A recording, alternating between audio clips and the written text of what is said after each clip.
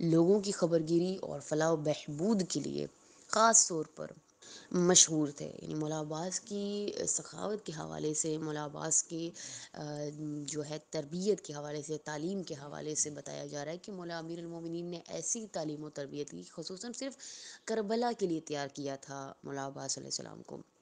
یعنی اسی وجہ سے آپ کو باب الحوائج کا لقب دیا تھا. 4 ہی باب الحوائج ہیں پورے جتنے بھی معصومین ہیں، ویسے تو سب ہی باب الحوائج ہیں جن سے ہم مراد مانگے، ہماری جو مراد ہے وہ پوری ہوتی ہے. لیکن خصوصاً 4 معصومین علیہ السلام میں 4 ہستیاں ایسی ہیں کہ جن کو باب الحوائج کا لقب دیا ہے. ایک تو مولا عباس علیہ السلام ہے، ٹھیک ہے. دوسرے مولا حضرت علی اصغر ہے. تیسرے حضرت امام کاظم علیہ السلام ہے. اور چوتھی بیوی سکینہ باب الحوائج.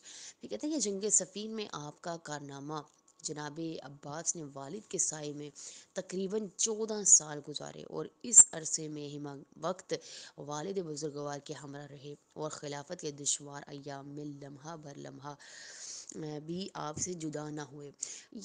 جب سنہ 37 ہجری میں جنگ صفین چھڑ گئی تو عباس علیہ السلام 12 یا 13 سال کے تھے.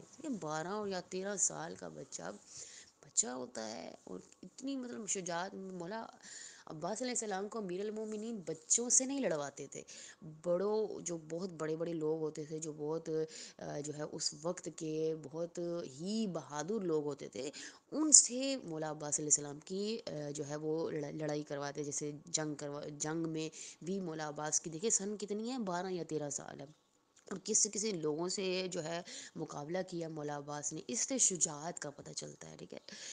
اور دیکھیے کہنے کہ مگر آپ نے اس جنگ میں ناقابل کارنامے سر انجام دیے. معاویہ کا 85,000 افراد پر مشتمل لشکر صفین میں داخل ہوا تو اس نے سب سے پہلے ابو العور اسلمی، یہ نام ہے، ٹھیک ہے، کو بڑی ہی نفرت کے ساتھ سوری کہ ان کو جو ہے وہ بڑی نفری دے کر، جو ہے بڑی نفری یعنی بہت زیادہ لوگ دے کر جو بھیجا تھا، اور بھیج کر جو ہے وہ دریائے جو فرات ہے اس کے آگے جو ہے وہ متعین کیا تھا.